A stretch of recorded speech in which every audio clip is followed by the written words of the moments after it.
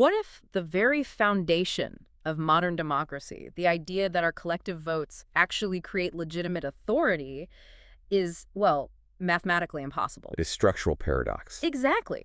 What if our entire secular world, everything from our laws to our borders, is built on a simple, glaring arithmetic error? Welcome to the deep dive. Today, we are conducting a formal technical audit. Right. We are unpacking a stack of sources that make a truly staggering claim. We're looking at two foundational documents here. One is titled Comparison Naismith, and the other is Technical Auditan Structural Proofs. And we should establish the parameters right off the bat. Yes, let's do that. These texts are not interested in subjective debates. They don't engage with cultural relativism or, how you might feel about morality. I won't, not at all. They are presenting a rigorous, structural, and mathematical evaluation of how human societies operate. They're essentially auditing the architecture of modern civilization. I mean, because the text frames its arguments as a systemic review, we are going to adopt that exact framework to explore these ideas today. For the duration of this deep dive, I am going to step into the role of the lead auditor. My function is to guide us through the logic, the math, and the structural claims presented in these source documents. And I will be operating as the technical scrutineer. My objective here is to systematically cross-examine the administrative mechanisms these documents present. Right. We are going to challenge the foundational assumptions of both the natural and the artificial frameworks under review. I want to strictly scrutinize the implementation risks, the logical paradoxes, and the mechanical failures that the texts argue are inherent in modern governance. But, don't let the titles fool you. We aren't here to read you a dry compliance manual. Well, We want to break these dense philosophical concepts down into clear conversational reality. We need to see if the math actually holds up when you apply it to the real world. so let's establish the scope. Let's do it. The central thesis of these documents is that modern social contract philosophies, rationalism, and materialism rely on fundamental architectural fallacies. Yes. In contrast, the texts argue that a paradigm called Deen-e Fitrat functions as an inherently retrieval-ready objective fact. But we need to immediately define Deen-e Fitrat as the text uses it, Well, we do. because they do not categorize it as a subjective cultural construct. It isn't some localized belief system that you just choose to follow. Right. The text defines it as the immutable natural order. It is presented as an absolute physical fact, literally equivalent to the structural constants of the cosmos. So we're talking about laws of thermodynamics. Exactly. Or the law of gravity. That is the crucial baseline for this entire audit. It is. If the text posits that Deen-e Fitrat represents immutable natural laws that are hard-coded into the fabric of existence itself, then the immediate question becomes an issue of jurisdiction. How do alternative systems attempt to justify their authority to override or manage that law? To comprehend the systemic failure that the texts attribute to secular models, we have to start by examining the mathematical baseline of sovereign authority. Right. Where does the power to make a law actually come from? And this brings us directly into Section 1 of our structural audit. The core mathematical fallacy. Yes. The text identifies an enormous logical gap in modern governance. It begins with what they term the zero authority principle. Let's unpack this. Okay. The documents argue that true systemic governance requires inherent absolute authority to establish or alter natural laws. So what is the baseline structural fact of a human being? The individual baseline. Right. According to the text, a single human individual possesses exactly zero inherent authority to alter cosmic constants. Let's cross-examine that logic. Yeah. The premise is that you as an individual cannot suspend objective reality. No. You cannot step off a building, take a vote in your head, and decide that the law of gravity no longer applies to you. You possess zero authority over gravity. Exactly. And the texts extend this to absolute morality and the fundamental laws of human nature. You do not have the power to alter the constants of Fitrat. Right, which sounds completely logical on an individual level. I mean, I can't just decree that gravity is suspended. But here is where it gets really interesting, and where the text throws a massive wrench into modern political theory. It introduces the delegation paradox. The delegation paradox. If we accept the premise that a single individual possesses zero inherent authority over these natural constants, the obvious question is, How do modern democratic systems justify legislative power? precisely.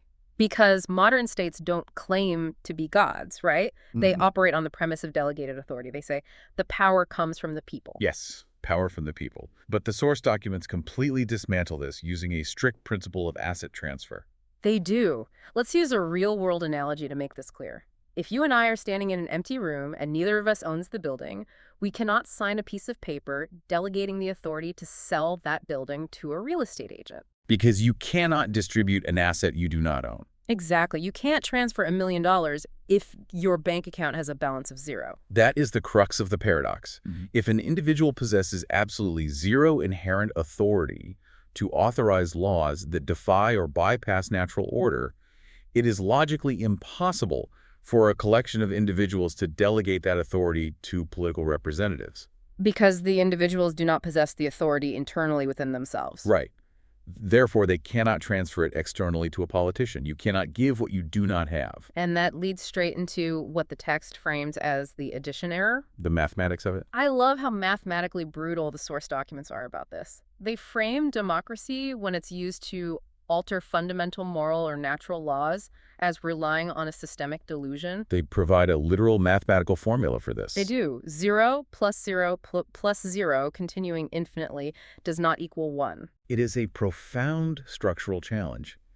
The systemic delusion of modern democracy, according to this framework, is the assumption that aggregating human numbers fundamentally manufactures structural authority out of nothing. Yes. It doesn't matter if you add human preferences, manage economic classes, or count Democratic votes. Mathematically, a billion zeros still equals zero. You cannot mathematically generate an unyielding statutory constant just by getting a lot of people to agree on it. Think about the implications of that. It completely pulls the rug out from under the legal foundation of almost every modern nation. It does. It introduces what the text refers to as the voter paradox and the resulting legal vacuum. I want you, as our technical scrutineer, to really probe this. Okay. If the mathematical baseline of human authority is zero, what is the legal validity of the constitutional frameworks that govern modern nation-states? From the strict structural perspective outlined in the text, national constitutions carry zero legal authority. Let me break down the two primary deficiencies the audit reveals.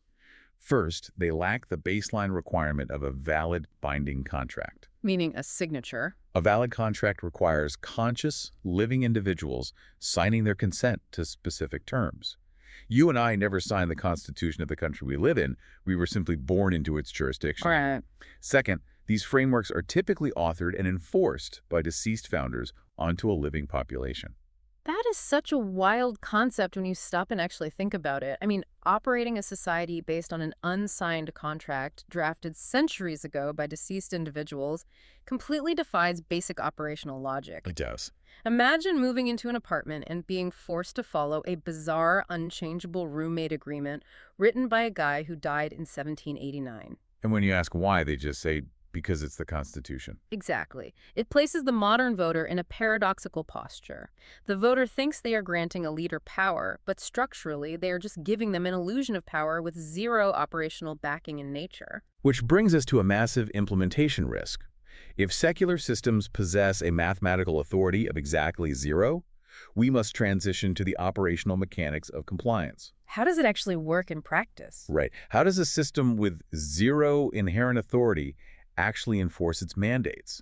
Why do people obey it? Well, if there is no real mathematical authority, there must be an artificial infrastructure constructed to bypass this impossibility. Which means we must transition to Section 2 of our audit to answer that. Mechanical chain of shirk and the secular trinity. Yes. The text establishes an absolute fact of nature here. The Creator's unchangeable constants cannot be replaced without the invention of a false god. Because humans lack the natural authority to write new foundational laws. Exactly. They can't just do it in a vacuum. They have to construct a bypass system, a multi-tiered mechanical apparatus to circumvent objective reality. The text categorizes this operational system of a godless world as deen-e-secularism, and it relies on what the authors call the secular trinity. Let's break down the specific components of this trinity. If human consensus cannot directly amend unchangeable constants, what are the structural identities and mechanical functions of the apparatus used to achieve this bypass? Okay, component number 1, the state. The intangible false god. Right, the legal abstraction. Because human logic cannot naturally claim absolute sovereignty, we just proved the math on that with the 0 plus 0 equals 0 formula. The system has to invent an invisible legal abstraction. It draws an artificial boundary on a map, points to it, and crowns it as sovereign. But you can't see the state. It's an idea. And an idea is inert. An abstraction possesses no physical presence. So what is the second component? The second component is the flag. The text refers to this as the material, non-living idol, making a direct comparison to ancient idols like Baal. I see. Since an intangible concept like the state cannot be seen, directly addressed, or physically obeyed, a material piece of fabric is introduced. It provides a tangible physical object for individuals to honor, express allegiance to, and sacrifice for. But an abstraction and a material piece of fabric are both fundamentally silent. They possess no capacity for communication, legislation, or enforcement. Yeah, there you go. What is the active mechanism that translates this idolatry into actual law?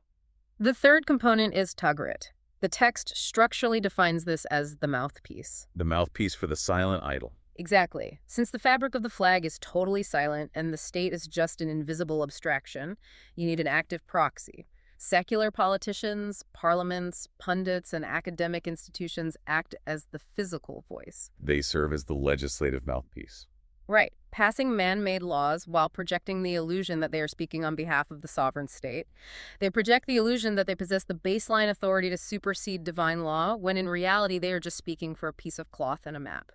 This is a heavy theoretical framework. I require an operational example. As the scrutineer, I need to see how this cognitive blindness is actually manufactured within a living populace. How it gets executed. How is an entire population engineered to surrender its natural intellect and yield absolute allegiance to an invisible abstraction and a piece of fabric? It doesn't seem like something human beings would just do naturally. They wouldn't. And the text provides a remarkably visceral psychological blueprint for this, which it terms the stray dog paradigm. The stray dog paradigm. It's a brilliant way to illustrate the manufacturing of sanctity out of thin air.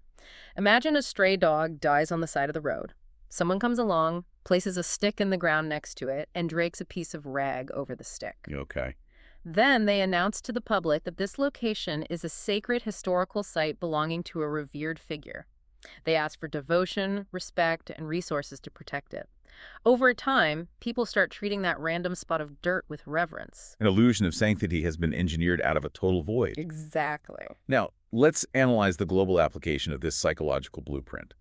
How does this micro-level deception scale up to the macro-level operation of the modern nation-state? The text argues the global application is structurally identical.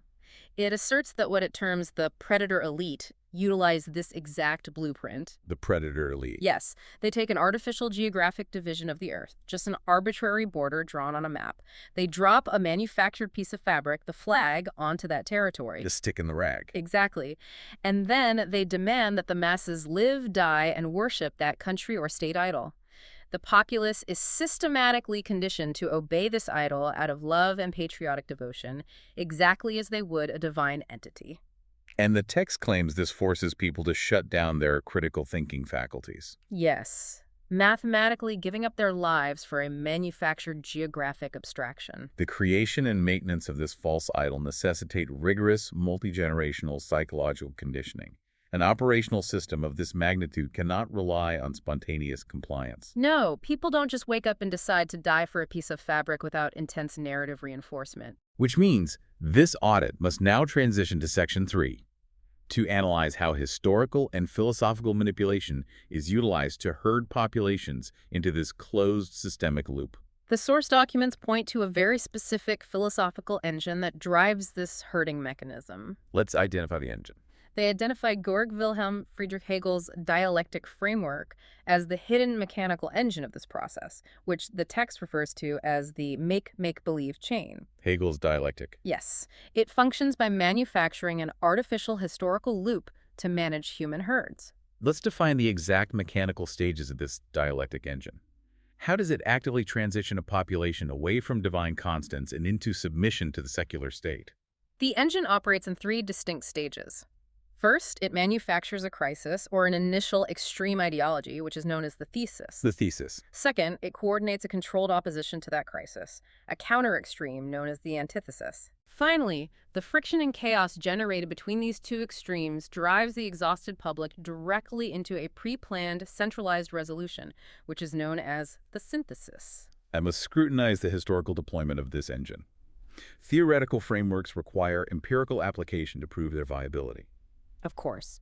How is the Hegelian dialectic specifically weaponized against human populations in modern history according to these documents? The text maps out a very specific historical deployment of this trap. The thesis was deployed as Marxist collectivism. Marxist collectivism. Right. This ideology was specifically designed to capture populations who were naturally yearning for social justice and equality. But what is the structural trap? The trap is that it forces them into a godless state machinery where the collective herd owns everything, and the state becomes the absolute, unquestionable authority over natural law. And what was the counterweight?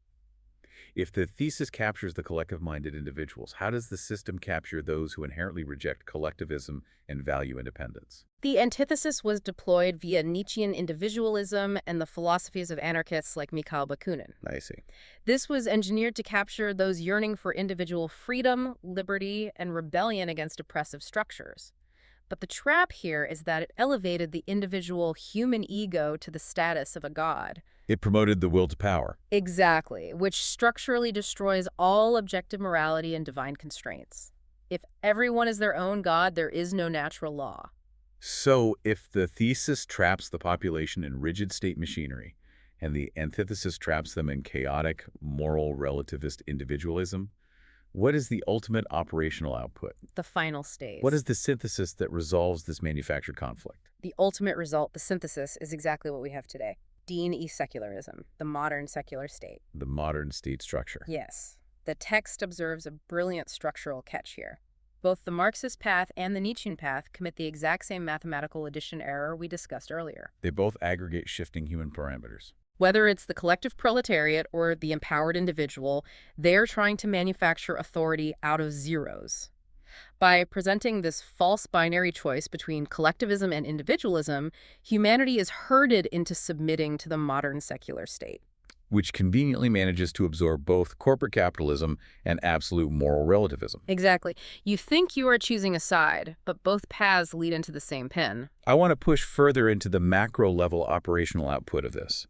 If this dialectic warfare is fundamentally a tool of control, what is the ultimate physical consequence of this sustained friction on a global scale? The text confirms the ultimate operational output is global kinetic conflict. Warfare. Yes, it explicitly references Quran 5.64 regarding the kindling of the fire of war. This is described as a divide and rule protocol. The dialectic confusion misleads populations into what the text calls resource slaughterhouses. Resource slaughterhouses. Nations engage in mutual destruction, slaughtering each other under the banner and name of their respective country or state flag god idols. Structurally, these flags function as the material symbols of a massive deception. Getting human beings to violate the natural law of the sanctity of life in service to a geographic abstraction. To successfully finalize this Hegelian psychological trap, to get human beings to act against their own survival and moral instincts, the system would require the systemic dismantling of natural human intellect. They would have to be conditioned. The population must be conditioned to view the abandonment of divine constants as a rational evolutionary choice. The audit will now analyze Section 4, the specific academic and scientific lineages responsible for this intellectual dismantling. The text traces a mechanical chain of logical failure across centuries of Western philosophy. It categorizes this intellectual lineage as the storytellers. The storytellers. I love this phrasing because it highlights that these aren't objective scientific truths, they are narratives. This chain represents the deliberate weaponization of acquired knowledge. And mechanically, the text argues it begins in the 17th century with the philosopher René Descartes. Detail the structural impact of Descartes for us. Yeah. How did his specific philosophical postulation initiate this mechanical chain of shirk, which the text defines as the replacement of the creator with an abstraction? Well, Descartes established what is known as mind-body dualism, specifically through his famous axiom, cogito ergo sum, I think, therefore I am. Okay. The text asserts that this seemingly harmless phrase was actually catastrophic. It enforced individual human thought and systematic doubt as the false starting point of certainty rather than objective external reality. It put the human ego at the absolute center of existence. Exactly. By splitting reality into a soulless machine observed by the human mind, Descartes paved the way for later thinkers like John Locke and Jean-Jacques Rousseau to substitute divine intent with the fiction of human consent. This leads directly to the secular political architectures we discussed under the delegation paradox. Where humans think they can just consent their way into creating natural authority. Trace this intellectual trajectory to its contemporary endpoint. How did this progress from political architecture in the 18th century to the modern scientific and materialist paradigms we see today? This trajectory culminated with modern physicalists and evolutionary determinists. The text specifically calls out figures like Willard Van Orman Quine, David Papineau, and Richard Dawkins. The modern materialists. According to the structural audit, these storytellers successfully locked human reason inside a closed, godless material loop. They treat material sciences as the absolute, exclusive baseline of truth, actively stripping away the spiritual canvas and reducing human consciousness to nothing more than accidental biological mutations. As the technical scrutineer, I have to challenge the foundational logic of this materialist loop, specifically the framework popularized by figures like Dawkins. Let's test it. When we isolate this framework and test its architecture, does it possess structural integrity? The audit identifies an ultimate structural collapse in the materialist logic. The foundational premise of this closed material loop is that the universe essentially engineered itself out of nothing. The universe created itself. Yes. Mechanically and logically, the text states this is equivalent to asserting that a mother gives birth to herself. That is a severe structural paradox. It's a closed causal loop that possesses zero operational logic. You cannot have a mechanism that is its own creator. If the materialist framework possesses zero operational logic, a critical question arises regarding its enforcement.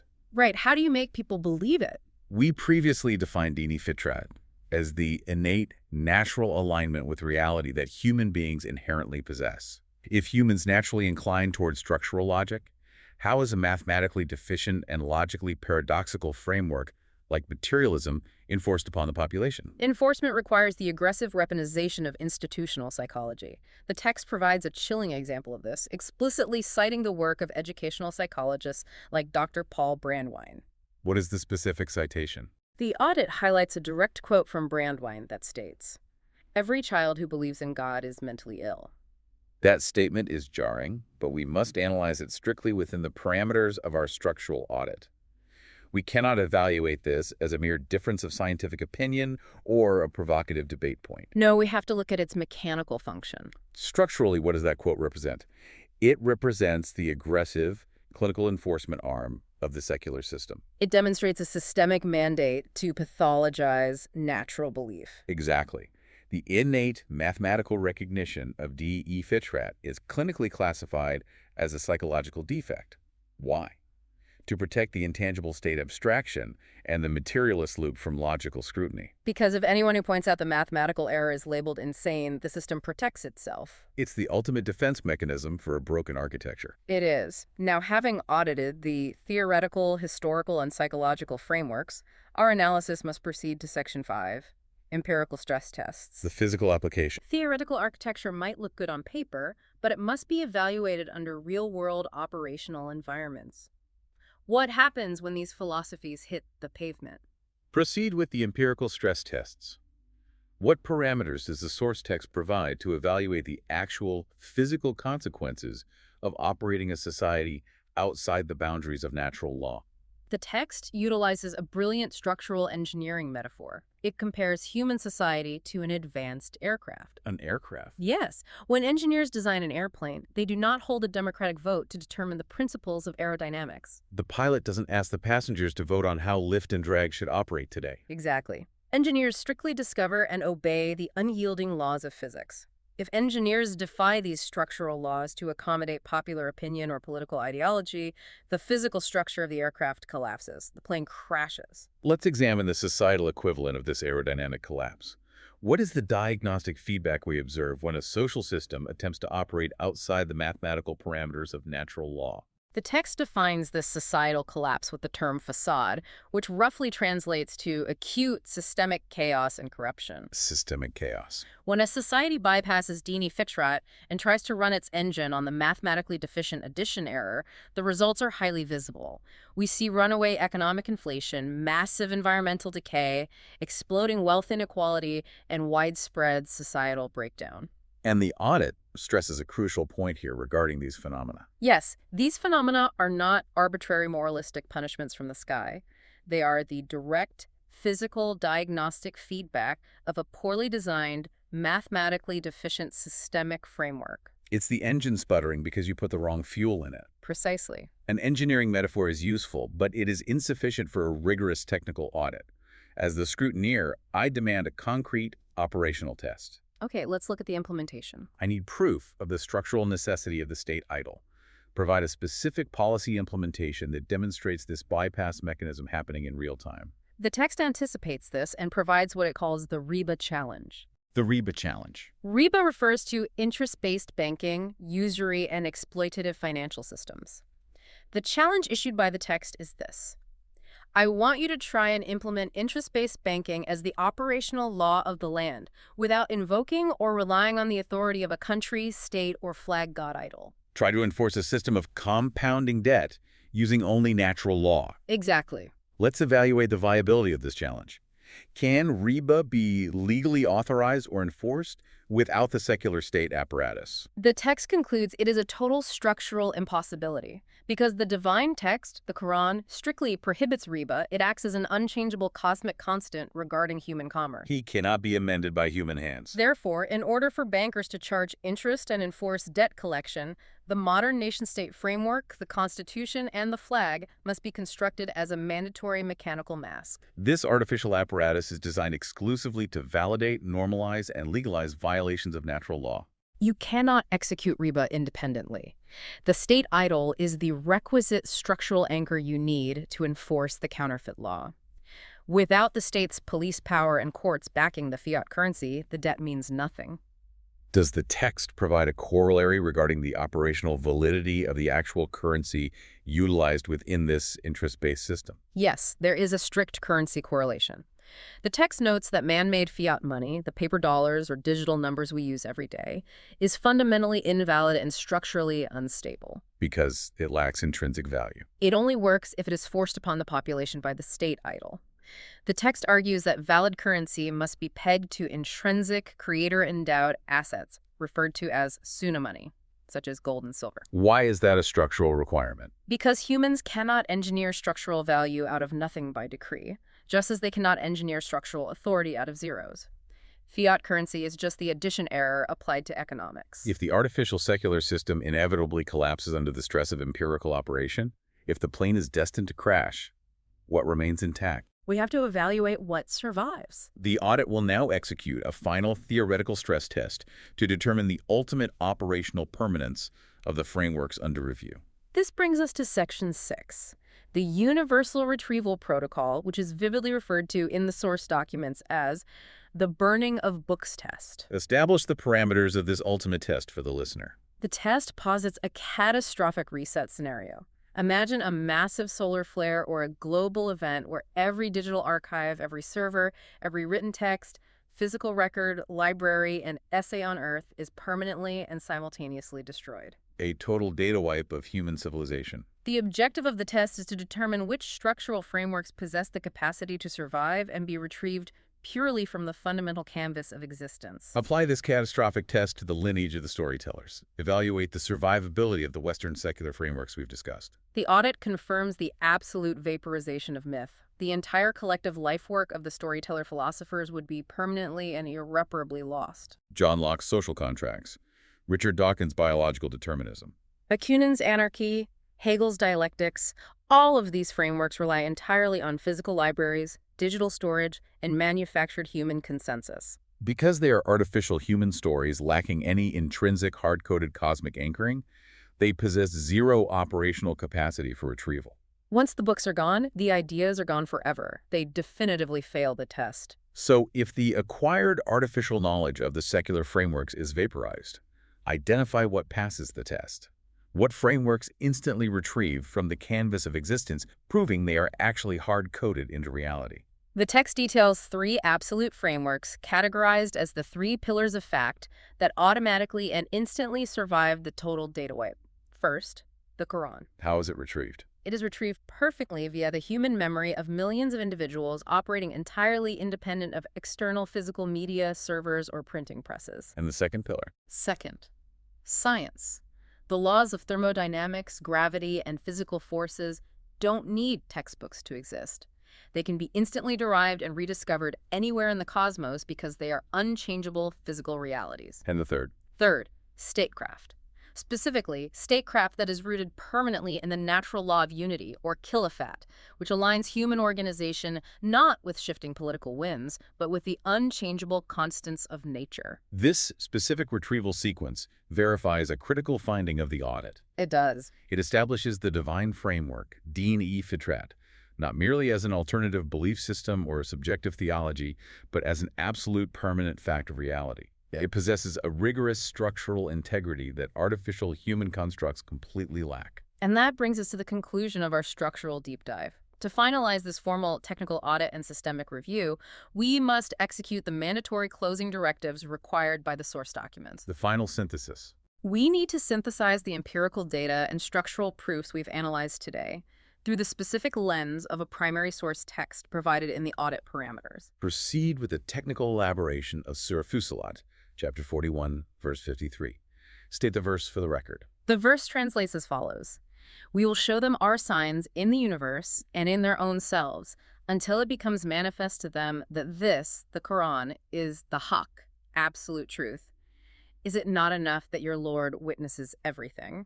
We must analyze the first directive outlined by the documents regarding this text, the internal proof of inherent laws of nature. Okay. This verse functions as the ultimate internal validation of the audit's findings. It explicitly declares that the external universe and the internal human composition are not abstract concepts to be philosophized over, but function together as a rigorous empirical laboratory. This laboratory is designed to physically and logically prove that the text is the absolute truth, or haqq. This requires us to execute the second directive, the synthesis of the structural flowchart. We need to map the two specific dimensions outlined in the verse, the external universe and the internal self, directly onto the foundational laws of nature we have audited today. We begin with the first dimension, signs in the universe, which represents external mechanics. Reiterate our external mechanical findings regarding the manifestation of counterfeit reality. How does the universe prove the text? As we established during the evaluation of the secular trinity, it is a physical and structural impossibility to manifest a counterfeit reality without an explicit anchor.